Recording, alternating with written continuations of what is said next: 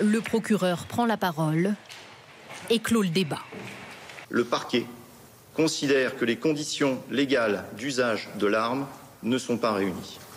Les enquêteurs tentent de remonter le temps pour comprendre ce qui a mené à la mort de Naël, 17 ans. En garde à vue, le policier mis en cause raconte avoir repéré cette voiture jaune. Elle circule alors sur une voie de bus, très vite, trop près d'un cycliste et de piétons. Le conducteur refuse une première fois de s'arrêter, puis se retrouve bloqué dans le trafic. Les policiers disent avoir essayé d'attraper les clés pour couper le contact. Quelques instants plus tard, les deux fonctionnaires de police tiennent en joue le conducteur jusqu'à ce tir. Le policier a expliqué son geste par la volonté d'éviter une nouvelle fuite du véhicule, la peur que quelqu'un soit renversé, la crainte d'être percuté par le véhicule lors de son redémarrage ou de voir son collègue, plus avancé dans l'habitacle du véhicule, blessé par le mouvement de cette voiture.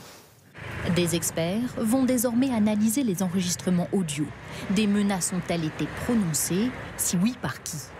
Le conducteur, âgé de 17 ans, roulait sans permis. Il était connu des services de police, notamment pour 4 refus d'obtempérer, le dernier 48 heures avant les faits.